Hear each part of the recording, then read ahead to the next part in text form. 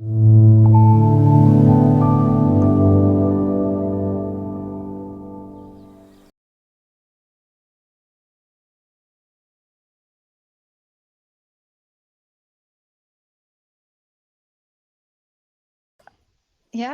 Yeah. I wonder if there is any higher power to help us. I mean, in our Yeah. life as a guidance or Yeah. something like that. Have you Or been is reading the it illusion? Course in Miracles to come up with that question, or where did you get this idea from about higher power? Uh, Actually, because I started to look at my thoughts, and there is some thoughts that come and they just come into my mind, and it's like a loop. It's Yeah. always come and go and come and go, and I wanted to, because I think that sometimes I feel like there is no power from me to stop them. They're just come, and they really have some um, impact on in my life and in my thinking. And um, most of the some of my thoughts are negative, so I want to make them, I mean, to make them too positive. Yeah. Yeah. But but And but the when I idea see of them, higher power helps you feel more yeah, positive. I want, yeah, I want, and I read in some guidance online that there is some steps to do such a thing, and one of them is to pray Yeah. and ask from some power to help you to, and ask that power to I don't mean I don't mean like God, or there is no name for that. Yeah. It just mentioned that there is a higher Yeah. power Yeah. Yeah. that controls everything. Yeah. You can ask that to help Yeah. you. And I just wonder if you can tell your opinion about this. And Yeah, I think in the human level, this is a really nice idea. And I think that, if you're a drug addict or you've been having difficulties in your life, like what they yeah, exactly, recommend, yeah, about addiction. Yeah, yeah, yeah. yeah, is you give it up to the higher power and you pray to that higher power. And even in A Course in Miracles, they use this idea a lot of hearing God's will and listening to God and praying to God. And I think Yeah. it can be really helpful, this idea on the human level. In the end, though, the higher power is yourself. So in a way, you're talking to yourself, but you're always talking to yourself. And that's okay if that ideology, which is what it is, everything that we think about and everything that we comprehend on the intellectual level is an ideology. It's not a truth. It's not a fact. And if that ideology helps you and improves your thinking and improves your experience, then why not use that? And the higher power is yourself. So in a way, you could say you're praying to yourself. To me, that's what the higher power is. And the higher power is consciousness, because consciousness is the creator of everything. And consciousness is what's producing all the thoughts, which is producing all the feelings. So when you're praying to that higher power, it is yourself, but not yourself on the human level, yourself as that which is beyond the human level. It's kind of very beautiful. So is there any possible is there a possibility for me to think, to imagine that my higher power is really powerful, and it's not weak as human level Yeah. that I'm living? Yeah, I think I this is all. think that I see myself like Yeah, that. I think this is so healing and really beautiful to teach yourself that. Like nothing that we teach ourselves on the intellectual level in the end is true. But I think that that's really helpful for the human to imagine that, because sometimes what we do is we get we get into this habit and we get into these ideas that we're not good enough, that we're weak, we're powerless. And then that really affects our body, it really affects our chakra. And it's impossible for us to imagine that we are powerful, that we can achieve things, we can do things, that anything's possible. And so therefore we have to externalize that, we have to give it to God, we have to imagine that this higher power is strong and imagine that higher power is going to help us. And all of this I see as positive thinking, as something that's helpful on the human level. But it's also seeing that, you know, everything that we think and feel is something that we've made up in the end. Like, we've made up all words, we've made up all concepts, we've made up all theories. But there's ones that are helpful and there's ones that aren't. And a lot of what humans do in our society is they speak to themselves in a very negative way, and they're constantly berating themselves. And so these opposite concepts, whichever it is really beautiful. And if you can't do it for yourself, then you can put it onto someone else. You can put it onto God, that God is powerful and God will help you, or this higher power will help you. And this will pick up your vibration, your chakras. And then once your chakras are more balanced and once your body's more balanced, then this other possibility can begin to be heard. Like, when you're really suffering and contracted, it's really hard to hear that there is something bigger, there is something else that is Yeah, here exactly. now. Because Yeah. every time I listen to you, I think that I know that this is right that you're speaking about. I know that this is exactly that we all have to feel non-duality and just the present moment. But because I think that far away from that, you know, I feel like that. I feel like you're living in a moment and I'm far away from you. I mean, you as a present moment. This is my thing. On the ultimate level, that can't be true, though, because you are here. Like, this is presence. It's just that there's a dream appearing where you're dreaming in this moment that you are far away from yourself, that you're far away from that higher power. But actually you are in the present moment, because you can't be anywhere else but in the present moment. You've never experienced the past and you'll never experience the future. You only ever experience now. But I understand what you're saying. Like, in the dream of you that's appearing now, you feel like you're far away from this moment. It's kind of a tragic, like, love story, isn't it? Like, when you put it like that. It's suffering. You know, I'm very open to this, if it's okay. I suffer. I know lots of people suffer from this, you know, magic moment that we always have some idea about it. We're not really living it. We just have that idea and we like to catch it. But I know deep inside that this is the fact that you're talking about. I can feel it. I can see it in your eyes, and when you're speaking about it, there is a feeling like this is it. But because we're living in that tragedy that you're saying, it's a society information that built us from the beginning, and sometimes I think that we're lost in that story deeply, that we forget how to reconnect. And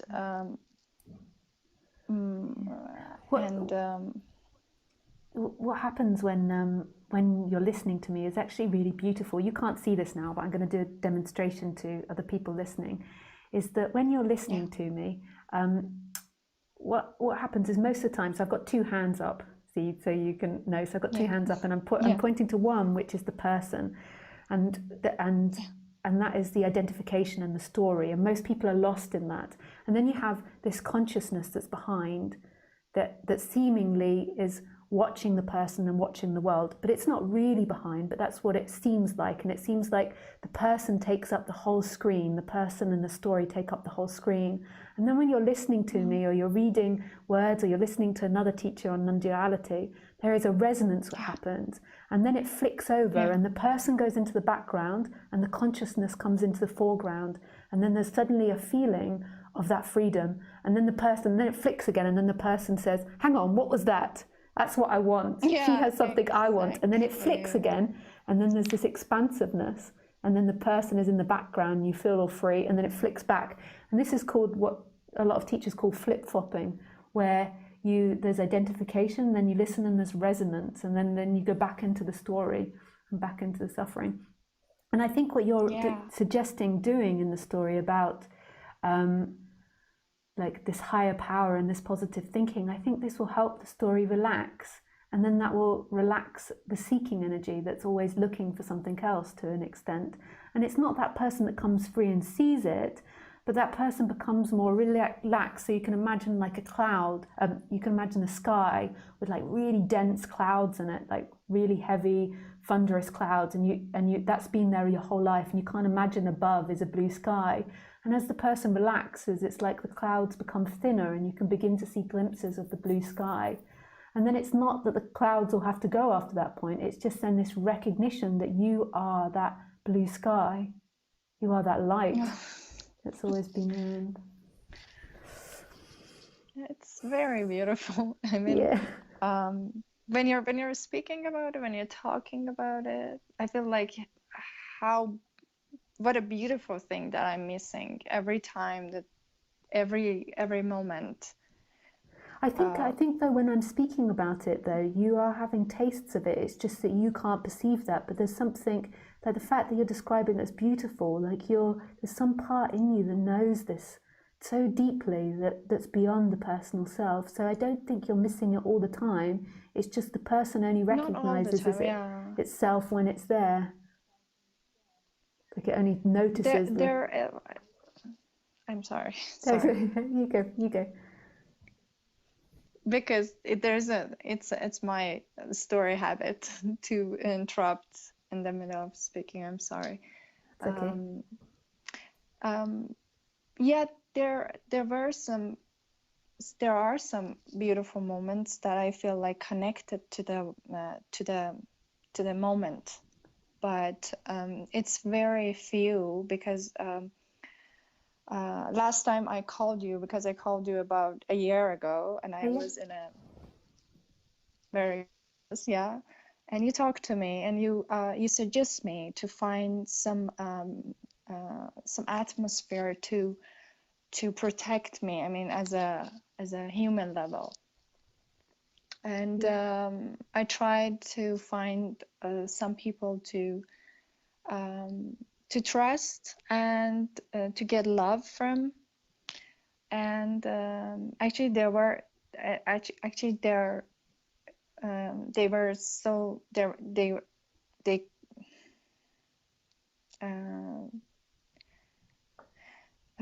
some help. I mean, I got so many helps from the others, and you suggest me that, and I tried some other things like that. That program, like for addiction people, for some people that addicted, because I figure out that my thinking way of thinking is like addiction. So I tried I started to work as an addicted person. I'm not addicted, but I addict to thinking.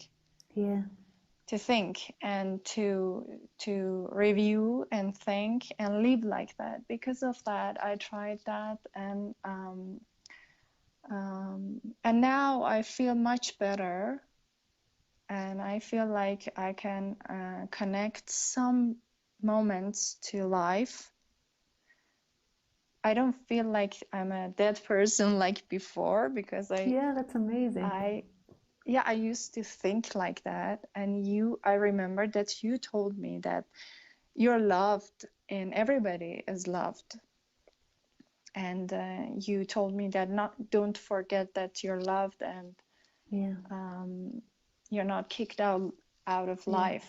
That's what I remember that you told me. That's totally true. And the way that that's seen is right now. You're in this moment. It's what's also appearing is this story. So this story about your life and like what the pain that you've had or the suffering you've had, and that's perfect as well. But there's also this moment that's here right now, and it's absolutely free. It's not something that you have to work to get. It's not something that you have to barter with God to have. You're always in this moment, and this moment is always recognizing itself. It's always alive and present. It's always here. And this is your freedom. This is where you're loved from. We're always looking for love in a person, in a thing, in a teaching, in a feeling, in an experience. But the true love is that which is experiencing right now, and that which is experiencing is always this moment. It never leaves. Like, that's how you recognize it, the fact that it never leaves. It never walks out and is like, goodbye, I'm going. You can't, like, if you don't have the present moment, there's nothing that's here. There's always this present moment. And this is how you know that you're loved. Like, this is that life is never going to kick you out. What we imagine is, we imagine when I die, I'm going to be kicked out of this present moment. If this person leaves me, I'll be kicked out of this present moment. Like, I will be abandoned and left and lost. But it never leaves you. It never abandons you. It's just an idea that the mind plays, a dream that the mind plays in time, in imagination, in this and that, in you and me. But your essence is always here. That higher power is always here. And I think it's super beautiful, the origins of your question of praying to that higher power. Yeah. And you can just put it in different ways. Like, I wouldn't ever use the word higher power, but you pray to yourself, and it's yourself you're asking courage from. And it's here, it's right now, it's listening to everything that's being said. It's this, Even now? Yeah, even now, it's that which is conscious. Exactly. So the person's like saying, like, should I pray to this higher person, and that person believes it exists and believes it's conscious, but that person's never actually alive. That person's never actually conscious. There is consciousness of that person. So it's kind of cute that the person does it. It's sweet that the person does it, but it's not the freedom, because even though it will improve the human experience more than likely, but it's not the freedom, because the freedom is that which is watching that happening. It's that which knows it's happening. Can I ask something else? Yes, sure. And what is the mind? I mean, the mind is always speaking. Yeah. The mind is. I don't understand. It's not that kind of kindness from mine. You know, I don't get that kind of kindness. Yeah. And so the mind. I mean, we don't even know where we find thinking in the body, but it's something that's happening in the body. This thinking, which is also activating feelings. So you think something, so if someone annoys you, there is anger, and you're like, I hate that person. Then there is like anger and adrenaline running through the body. So it's very strongly connected. Or there can be anxiety in the body, and then there is this thinking that happens, and also this imagining. And it's something that happens in human beings. We don't know how many other animals it happens in. And it comes with intelligence, and it more than likely came because when we left the trees, so as apes, when we left the trees and came onto the flat ground, we had to evolve as a species to use complicated thinking in order to protect ourselves against predators. Like, it was much easier for us to survive up in the trees. When we came back down onto the flat ground, we had to make homes, we had to protect ourselves from a lot more predators. We had to use thinking and imagination in order to navigate our environment more. Whereas in the trees, it was a lot more about being in the moment, about like the movement, the jumping from tree to tree. It was a lot more quicker, our thinking, and a lot more spontaneous. And then as we came onto the flat ground, we began to have to imagine a lot more future possibilities. And then from that it evolved, and then we began to imagine ourselves and that we exist inside the body, whereas prior to that, as chimps or whatever we were at that stage. We didn't have to think about me. We didn't have to think about I. We just were. But then when we started thinking about I, our thinking got even more complex, because we imagined this I, this solid, this center of the universe, this person that is a fixed thing. And then it creates this thinking. And the thinking originated... We feel our body more. Yeah, sorry? We feel... I'm sorry, but we feel our body very seriously. I mean, it's the only thing that we feel very closely. Yeah. And it's total lie like that's more you than the sun or the sky. But it just, because we feel it, we identify. It's just as an identification with it. But the mind, going back to the original question, so the mind is this ability to navigate and survive our environment. So the mind, in a way, is always going to be inherently negative, because its functioning is to think about problems and try to avoid those problems. And that's not a problem in itself. It's just that the suffering begins when you identify with these thoughts and feelings. So right now you're having a feeling and you're having a response to what I'm saying, and then there is this belief that that is you, whereas actually who you are now isn't that person, isn't that body-mind mechanism, isn't that feeling. It's this emptiness that's watching it all, and the emptiness which isn't separate from everything. And it's so free and expansive. There is no me. So there is no me that I'm speaking. There is no me that I'm talking. No. And this consciousness, it doesn't care what Lisa says or doesn't say. It's not having any emotional reactions to it. It doesn't have an objective. It's just experiencing, just innocently experiencing itself. And then the person has a response, and then there's an identification with that response, and then the belief that that is you, which it isn't you. Which is really beautiful.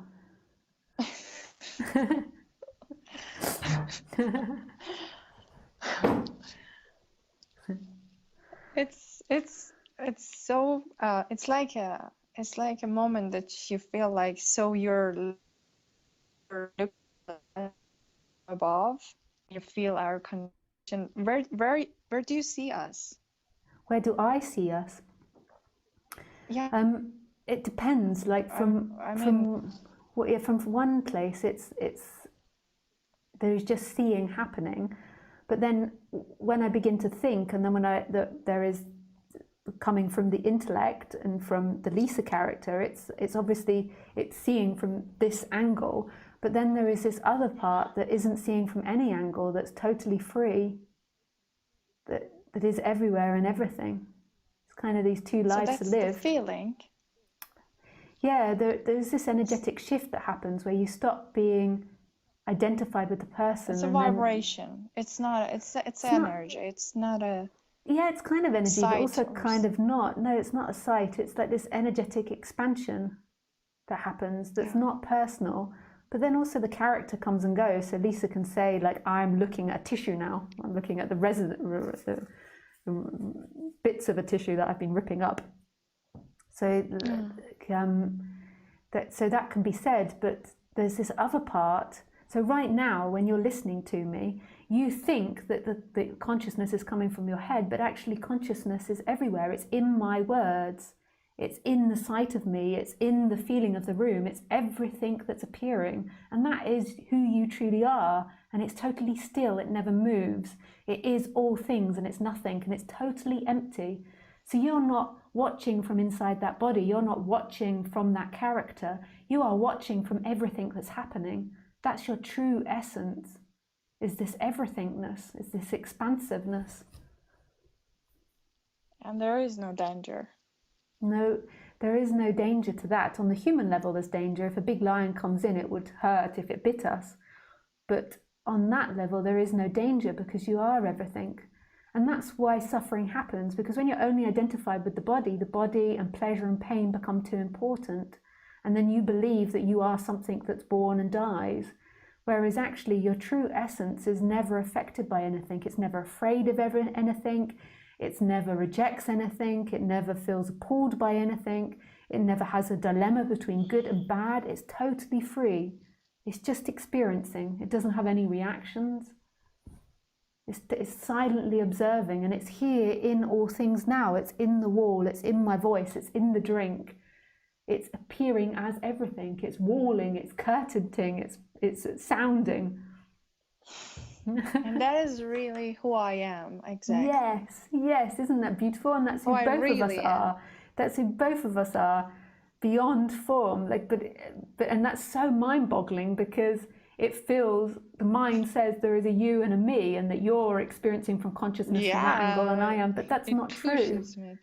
It's totally not true. Yeah, mind always talking. Mind is always saying, no, how can this be true? Yeah. Because you have so many problems, you have this, you have that, and but when you say that, I feel like, oh God. Yeah, and right here, it's consciousness speaking to consciousness. It's not two people speaking together. It appears when we imagine, when we think that it's two people speaking together, but on this other level, it's simply consciousness speaking to itself, just like when you pray to yourself, like when you pray to the higher power. So right now, there's not Lisa that's recognizing you speaking, it's consciousnness recognizing you speaking, and the same the other way around. It's not Z recognizing Lisa speak, it's consciousness recognizing, it's consciousness hearing. It's just the body mind is a functioning that it's like a microphone, it's like a camera, but it's not alive, the body mind. The thoughts aren't alive. They're appearing in aliveness, they're appearing in consciousness, but they aren't recognizing, they aren't conscious of anything. They are in a way robotic. They're functioning. So what you are is full stop. What you are is this moment. This is the freedom. This is the freedom. This is the freedom. And it's really, I think it's really beautiful you do all the other stuff on the human level, but it's also remembering and listening to these talks and knowing that at the same time, none of it matters. What really matters is who you are, which is presence, which is here, which is existence, which is experiencing happening, or no thing and everything, whatever you want to call it, the I am consciousness, whatever resonates in your heart. God. That is very beautiful. Beautiful. Yeah. Nice. Oh, it was really beautiful speaking to you. Very nice. Thank you for being patient. No, thank you for giving me this chance to talk to you and ask you these questions. And I hope I will continue this. I mean, not as a human, I mean, in a human level, as a human level, I hope that I can, I don't know how to say it, but to change the negative to positive. I think I'm working on this, and I will give you some information in the future. There is no future, but maybe. Nice. About my progress. Yeah. Nice. Thanks, C. I know this. Thank you. Yeah, lots of love. Bye. Lots of love. Thank you. Bye-bye. So thanks, C, for that conversation. That was really beautiful.